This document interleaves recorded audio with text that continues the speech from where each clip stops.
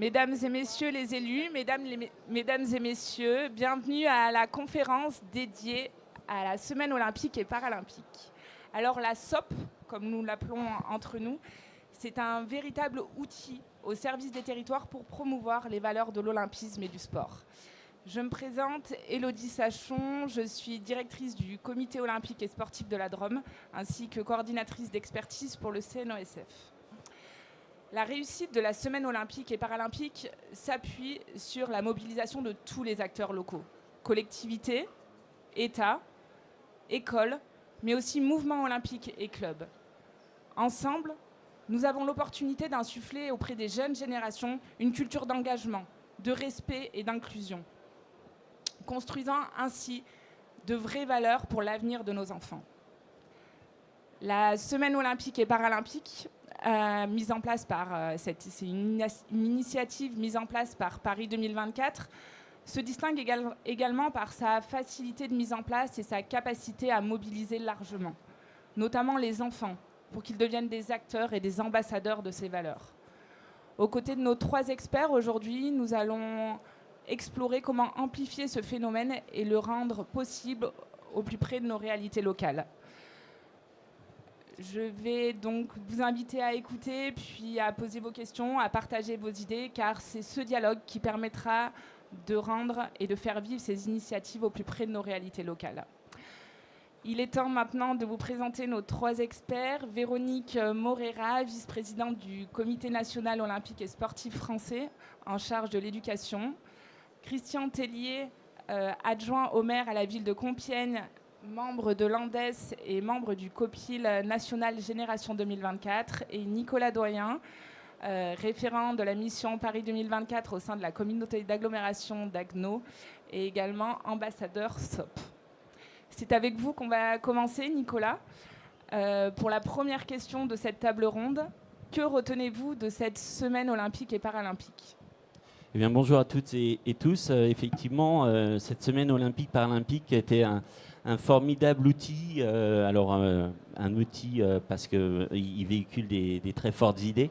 Et puis un outil aussi facile à mettre en place, flexible et puis de cohésion entre les différentes parties prenantes au sein d'une ville comme Haguenau, qui est une ville en Alsace que je vous invite toutes et tous à découvrir.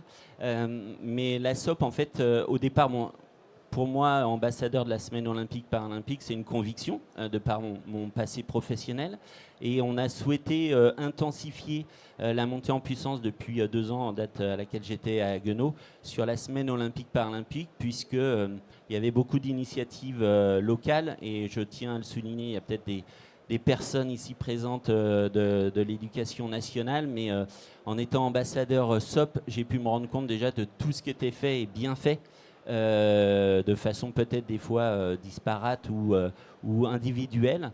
Et l'objet, mon titre d'ambassadeur et ma mission sur Haguenau était de faire émerger toutes ces bonnes idées, de les mettre en avant. Les mettre en avant aussi parce que Paris 2024 et je suis sûr l'année prochaine le CNOSF avait pour mission aussi de mettre en avant et de porter toutes ces bonnes idées. Et donc c'était un de mes objectifs. Alors après la SOP, la semaine olympique-paralympique, depuis 2 ans, nous c'est une formidable boîte, une machine à outils où chacun et chacune peut y trouver son compte, c'est-à-dire dans la façon de mettre en place des actions autour des valeurs olympiques et paralympiques, avec à faible coût, voire pas du tout d'argent.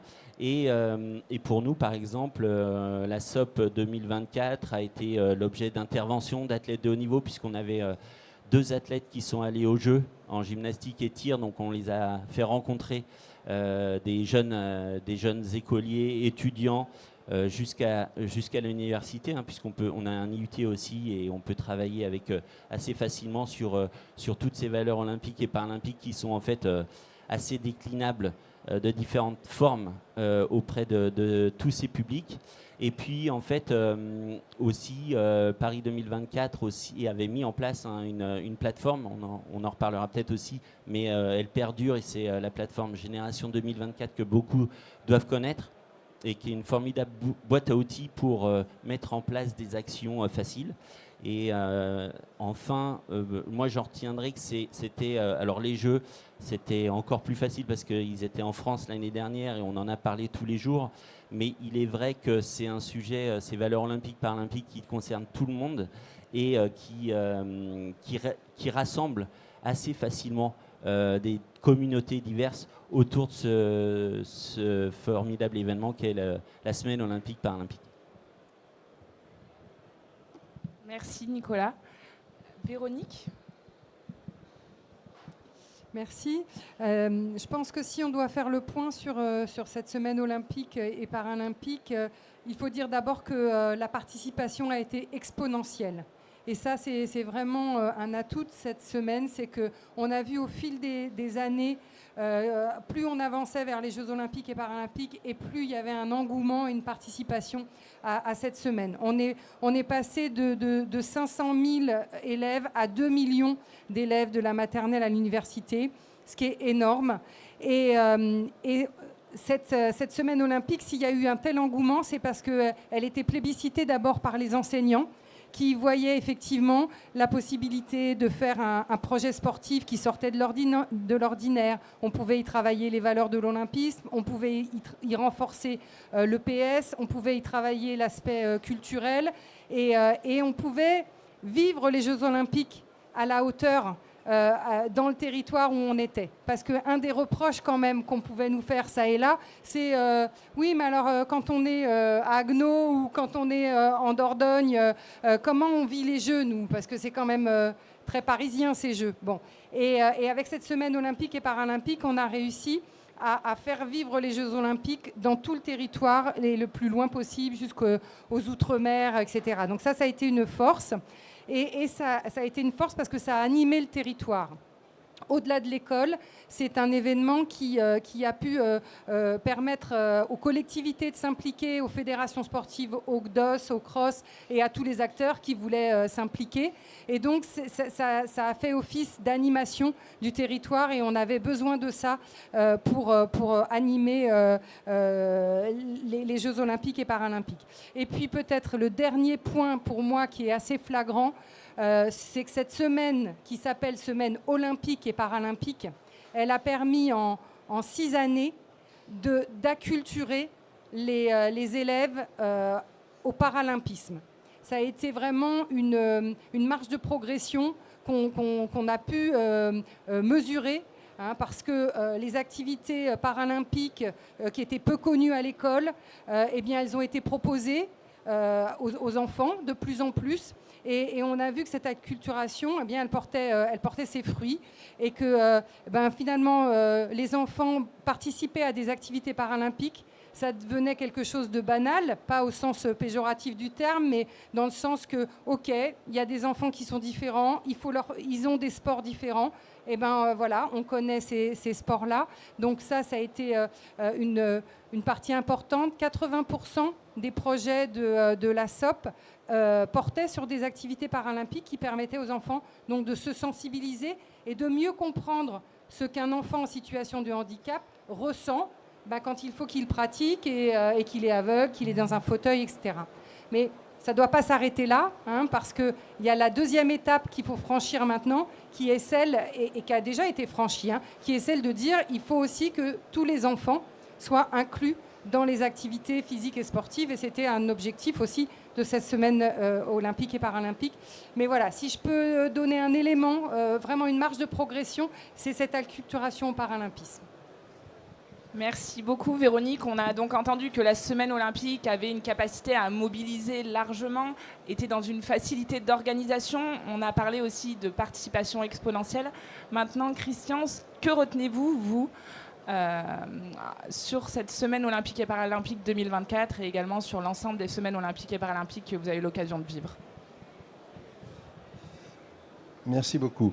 Moi, ce que je peux vous dire au nom de l'ANDES, l'Association nationale des élus en charge des sports, c'est que, en fait, les collectivités, au départ, elles sont comme tout le monde, elles n'ont pas bien compris le sens de cette semaine olympique.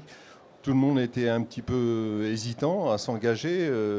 voilà, dans les campagnes, peut-être un petit peu retranchées, les petites communes, etc.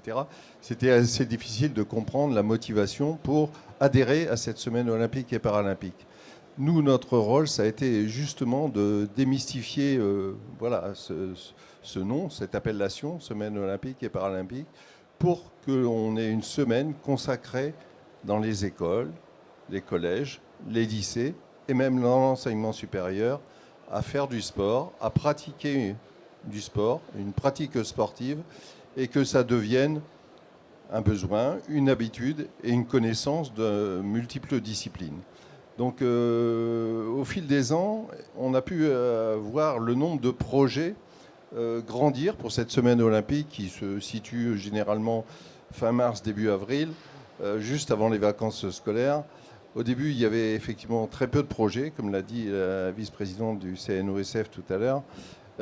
Mais au fil du temps, au fil des années, il y a eu de plus en plus de projets et on a terminé en 2024 avec 7300 projets déposés sur un total sur les 4 années de l'Olympiade de 17 500 projets. Vous voyez que la dernière année représente près de la moitié des projets qui ont été déposés sur toute l'Olympiade. On a monté doucement en puissance. Effectivement, il y a 2 millions d'élèves qui ont participé à cette semaine olympique et paralympique. Et au total, il y a plus de 5 millions d'élèves qui ont participé à cette semaine depuis son lancement en 2020.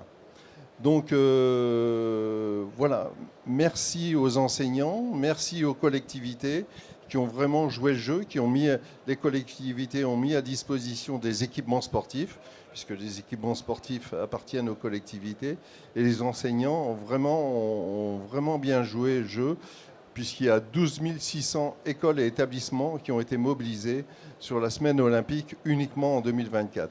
Donc tous ces chiffres pour vous dire que voilà, on a progressé au fil des mois, au fil des années, et nous, voilà, modestement, on a essayé d'avoir des aides pour que ces semaines olympiques se fassent plus facilement et que les petites communes qui avaient une certaine appréhension parce qu'ils attendaient vraiment des boîtes à outils, des façons de faire, ils ne savaient pas comment organiser cette semaine olympique.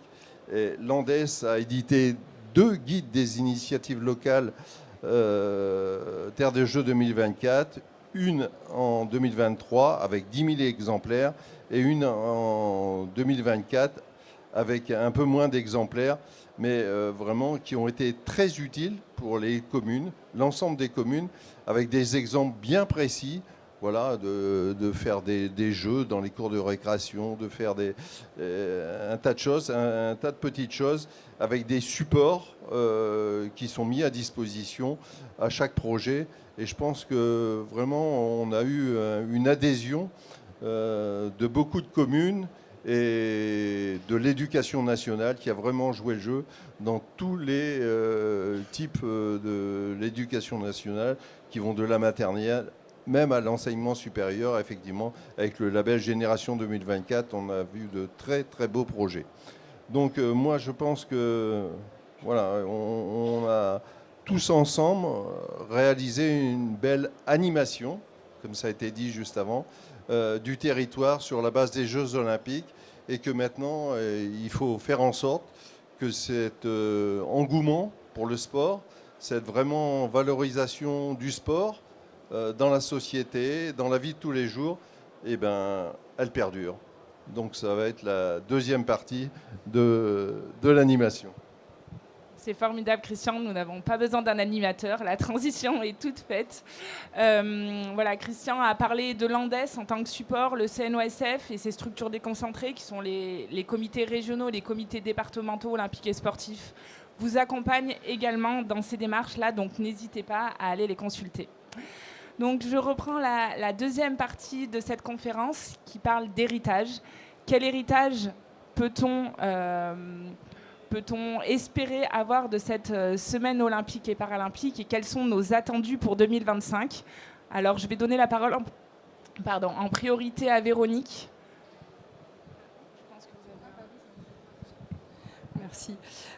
Oui, alors l'héritage, bien sûr, il faut en parler parce que cette semaine olympique et paralympique, elle a tellement bien fonctionné qu'il fallait la garder et la poursuivre. Et on a pu bénéficier d'un héritage anticipé parce que dès décembre 2023, le conseil d'administration de Paris 2024 a décidé de léguer l'organisation de la semaine olympique et paralympique au CNOSF.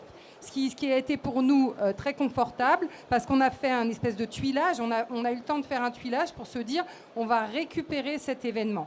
Alors on a récupéré la SOP, l'événementiel, et on a récupéré la plateforme Génération 2024 qui est l'outil d'animation de la communauté éducative sur lequel il y a des ressources.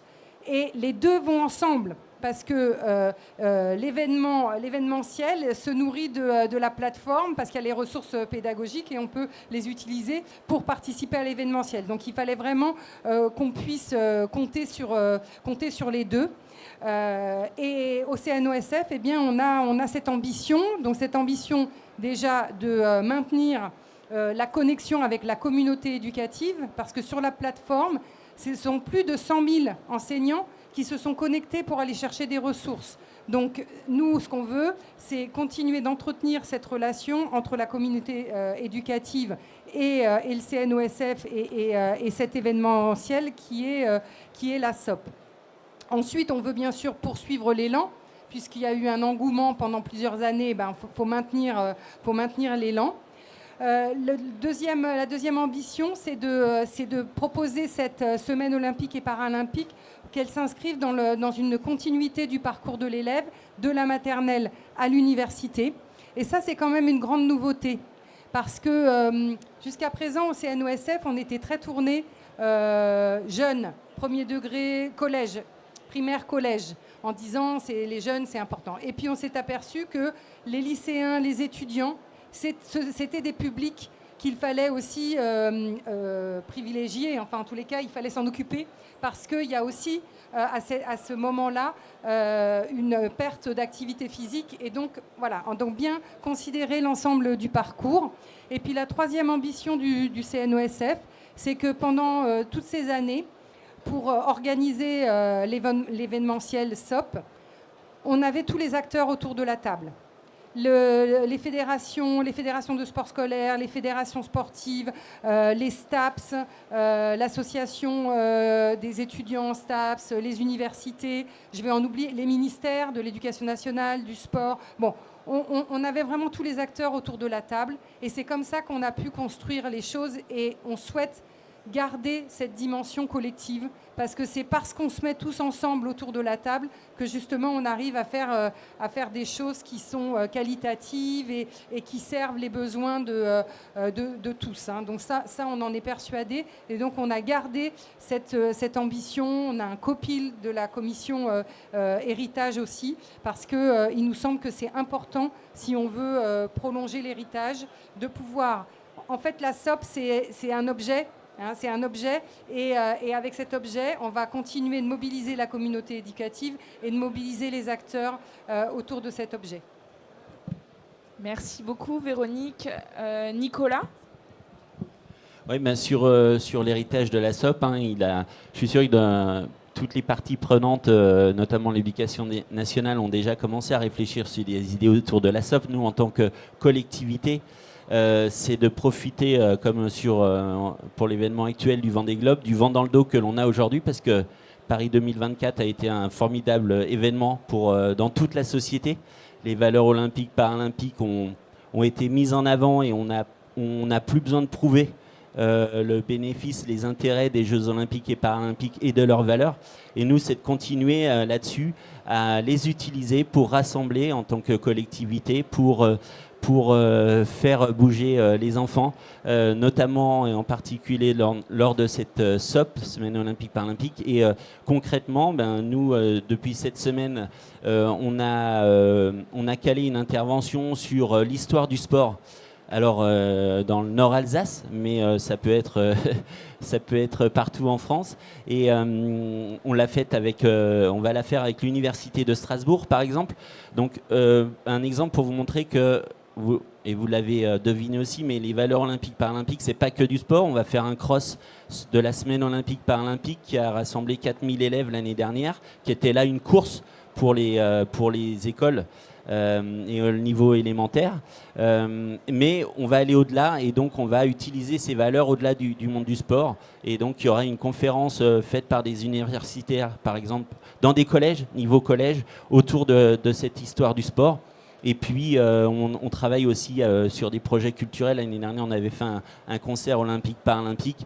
Pourquoi pas le reproduire, voilà. Mais en tout cas, et je ne doute pas que le CNOSF saura faire, mais c'est profiter de cet élan que l'on a aujourd'hui et que les Jeux ont montré que le sport et ses valeurs olympiques-paralympiques étaient vraiment un facteur de changement je ne sais pas si on peut dire de changement de société, mais en tout cas de changement de comportement. Moi, je me souviens très bien avoir été au jeu et avoir discuté avec des gens autour de moi, et on avait l'impression de se connaître depuis 20 ans. Et si on arrive à faire ça sur chaque SOP à des niveaux locaux, ça serait super.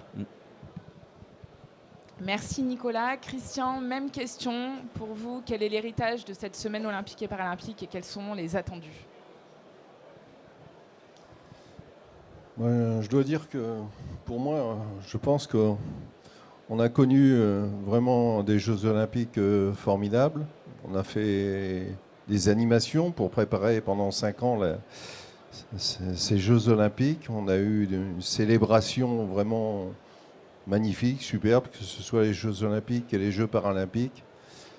Et qu'il nous faut maintenant surfer sur la vague et pouvoir rebondir par rapport à ces Jeux qui ont été inoubliables, historiques, pour que on sent maintenant dans chaque discipline sportive, je parle pas uniquement dans ma ville, mais là on a fait un petit bilan hier en comité directeur de l'Andes, dans toutes les villes de France, les adhésions ont augmenté entre 20 et 30%, et pas que dans les sports olympiques. Ça prouve que vraiment ces Jeux ont eu un impact formidable sur la prise de conscience du besoin du sport, de l'attrait du sport, d'avoir envie de s'inscrire, de pratiquer une discipline sportive. Et à nous, collectivités, de leur en donner les moyens. Et puis d'autre part, à continuer à fédérer et à avoir d'autres animations qui perdurent. Et ça, c'est les semaines olympiques qui vont venir 2025, 2026, jusque 2030. Parce que n'oublions pas qu'on a des Jeux olympiques encore en France en 2030. Donc là, on n'a pas d'excuses. Il faut aller jusqu'au bout. On a devant nous 6 ans, 6 petites années pour préparer les Jeux de 2030 et continuer sur l'élan qu'on a mis en place, sur toutes les animations qu'on a pu mettre en place. Moi, je vois dans ma collectivité, voilà, je suis une commune de 40 000 habitants, avec une agglomération dans laquelle il y a 21 communes. Il y a 14 communes qui ont adhéré au label Terre de Jeux 2024 et qui ont participé justement à cette semaine olympique et paralympique. Vous voyez, le bilan n'est pas complet. Voilà, il y a 14 sur 21, mais je me fais fort que pour 2030, il y ait 21 communes sur 21 communes qui adhèrent au label de jeu 2024 et qui adhèrent au projet de la SOP. Voilà. Merci à vous de ce travail, en tout cas en commun avec le CNOSF maintenant, après le COJO et avec l'Éducation nationale. Tous les partenaires sont importants dans ce projet et c'est vraiment pour le bien de tous, en particulier de nos jeunes qui vont faire des émules aussi sur le sport santé, sur les personnes un petit peu plus âgées. Merci. Donc construire leur avenir en assurant une continuité de ce programme, je le vois dans vos chiffres, Christian, 90% des porteurs de projets en 2024 se disaient prêts à renouveler. Donc c'est encore 2 millions d'enfants qui seront à minima engagés dans ce programme. Avant de vous laisser la parole, je pense que Véronique, vous avez quelques informations à nous communiquer sur l'année 2025 ? Oui, je vais vous présenter à grands traits la semaine olympique et paralympique à venir. Avant, je voudrais dire quelque chose par rapport à la magie des Jeux. C'est vrai qu'il s'est vraiment passé quelque chose. C'est vrai aussi que si je me place du point de vue des enfants, finalement, il y a eu un avant-jeu et un après-jeu. Je vais vous donner un exemple. Avant les Jeux, il y a des écoles qui ont bénéficié de places pour aller voir les Jeux paralympiques. Et avant les Jeux, la directrice a fait le tour des classes en disant qui veut aller voir les Jeux paralympiques.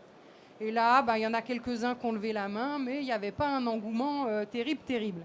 Et puis, les enfants ont vu les Jeux olympiques et paralympiques, enfin surtout les Jeux olympiques à la télé. Après, il y avait les paralympiques. Mais à la rentrée, quand la directrice a dit alors les enfants qui vont aux Jeux, c'est ceux qui ont levé la main. Là, il y avait tous les enfants qui levaient la main en disant on veut aller voir les Jeux paralympiques. Donc tout ça pour dire qu'on doit pouvoir surfer encore plusieurs années sur cette magie des Jeux qui a vraiment mobilisé tout le monde et qui a laissé des traces, mais des bonnes traces. Donc, sur la SOP 2025, donc on veut en faire un temps fédérateur et on veut prolonger la magie des Jeux. Donc, c'est vraiment, on se dit, les gens ont pris du plaisir à voir les Jeux Olympiques, ils ont pris du plaisir. Il faut continuer sur cette idée on prolonge le plaisir de jouer, le plaisir de faire ensemble, le plaisir du sport. Voilà, c'est notre idée de thématique. Ensuite, on voulait en faire un temps fort mais peu contraignant.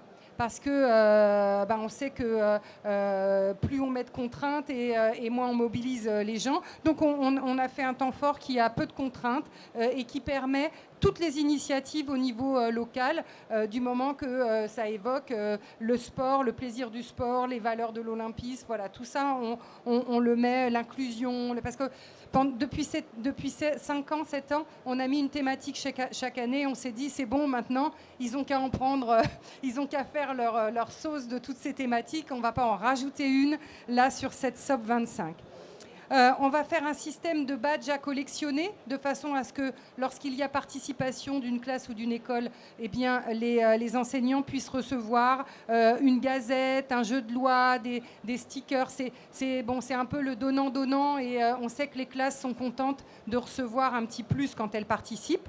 Et enfin, la plus-value du CNOSF, qu'on veut impulser sur cet événement, c'est l'implication des sportifs. On veut mettre en relation les classes avec les sportifs, donc sous différentes formes. On sait que les sportifs ne seront pas toujours disponibles et ne pourront pas toujours se déplacer, mais parfois ils pourront se déplacer dans les écoles. Parfois ils pourront faire une visioconférence. Et ça, c'est déjà énorme parce que la visioconférence, l'avantage, c'est qu'on peut prendre 20 classes, 30 classes avec le sportif. Et puis sinon, les sportifs pourront faire des vidéos où ils expliqueront comment ils s'entraînent, quelle hygiène de vie, quel est le rôle du sommeil dans leur préparation et je ne sais quoi d'autre. Et ça permettra aux enseignants en classe d'exploiter ça pédagogiquement. Et on va insister sur cette plus-value qui est une mise en relation des classes avec les sportifs. Et puis toujours, on veut en faire un événement, bien sûr, qui va animer le territoire. Donc tout ça, c'est en partenariat avec l'ensemble des acteurs. Et puis, le CNOSF s'est donné les moyens de relever ce défi, d'aller chercher ces 2 millions d'élèves. Donc on va y parvenir, mais on a besoin de vous tous. Donc relayez auprès de vos territoires, relayez auprès des écoles, parce que on a besoin de vous aussi pour mobiliser tout le monde. Alors, les dates. Ouais. Oui, du 31 mars au 4 avril 2025. Voilà. Et puis alors, donc la thématique, je ne savais pas si j'avais le droit de la dire aujourd'hui, la thématique, c'est « Cultivons le plaisir du sport ». Donc c'est bien ce que je vous dis, on est bien sur cette notion de plaisir. Merci beaucoup. Donc, tenez-vous prêts du 31 mars au 4 avril pour impulser des dynamiques dans vos territoires sur la thématique que vient de vous énoncer Véronique. On va passer aux questions. Il nous reste très peu de temps, mais on va vous laisser l'opportunité de poser des questions s'il y en a à nos 3 experts.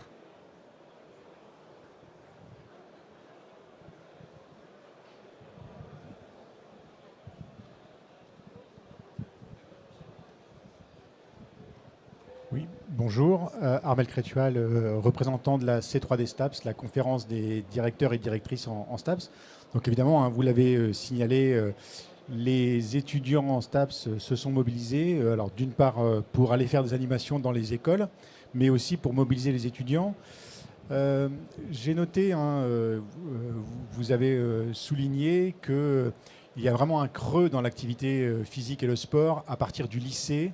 Et c'est pour ça que, alors que votre idée de départ était plutôt de viser l'enseignement primaire et le collège, de mettre l'accent sur le lycée et sur l'enseignement supérieur, je souscris complètement à cette idée que peut-être faudrait-il mettre aussi l'accent, alors pas forcément en 2025, mais dans les années à venir, sur utiliser cette semaine olympique et paralympique pour maintenir les jeunes dans le sport après l'âge de 15 ans. Maintenir plus particulièrement les jeunes filles dans le sport, parce qu'on sait que ce déclin au lycée, il est encore plus marqué chez les jeunes filles. Et également, vous avez souligné qu'il y a eu un fort engouement sur le P de SOP. Il y a vraiment eu une acculturation, je reprends vos mots. Il y a aussi d'autres événements qui sont connexes, hein, comme la Journée nationale du sport et du handicap.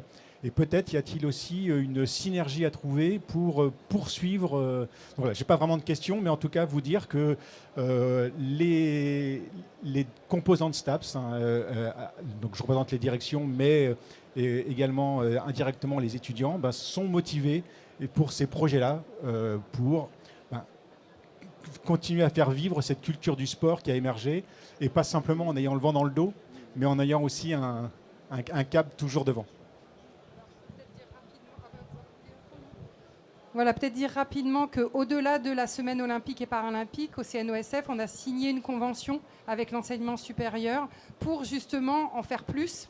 Et là, on est sur l'organisation d'un village sport à la rentrée et d'autres événements qu'on va construire ensemble pour justement maintenir la pression, si je peux le dire comme ça.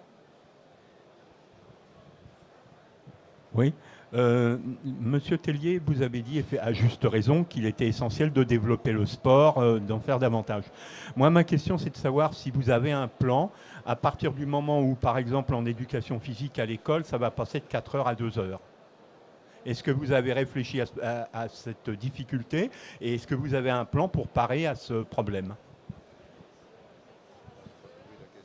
Est-ce que vous pouvez répéter votre question ? Je suis désolée. Ah oui, je peux répéter. Je disais que l'éducation physique à l'école va passer, pour ceux qui y avaient adhéré, de 4 heures à 2 heures par semaine, hein, s'entend. Donc, est-ce qu'il y a un plan pour parer à cette difficulté concernant le développement de la pratique sportive ? Alors, pour l'instant, les horaires des programmes EPS n'ont pas changé. Peut-être vous faites référence au dispositif 2 heures de sport au collège qui est réduit. Mais voilà. Mais alors, je vous rassure, sur les programmes EPS, il y a vraiment maintien des heures d'EPS. Après, il y a d'autres difficultés, peut-être pour qu'il y ait encore plus d'activité physique à l'école. En tous les cas, ce que je peux dire, c'est que les temps forts comme la semaine olympique et paralympique contribuent à faire en sorte que ces heures d'EPS soient réalisées. Parce que quand on participe à un cross, comme l'a dit mon voisin, il faut se préparer. Hein, et donc, ça veut dire qu'on fait les cycles d'apprentissage et qu'on prépare les élèves. Et c'est pour ça qu'au CNOSF, il y a la journée olympique aussi. Il y a plusieurs temps forts dans l'année qui permettent de dynamiser ces heures d'EPS. Merci beaucoup. On va clôturer la conférence. À la sortie, Marion, Juliette et Chloé vous remettront des flyers avec un petit QR code. N'hésitez pas, vous pouvez aller vous inscrire sur cette plateforme Génération 2024 si vous êtes une collectivité, mais également les écoles peuvent le faire en collaboration. Donc n'hésitez pas à vous inscrire. Je vous rappelle, du 31 mars au 4 avril. Merci beaucoup pour votre attention. Merci aux experts. Merci. Merci à vous.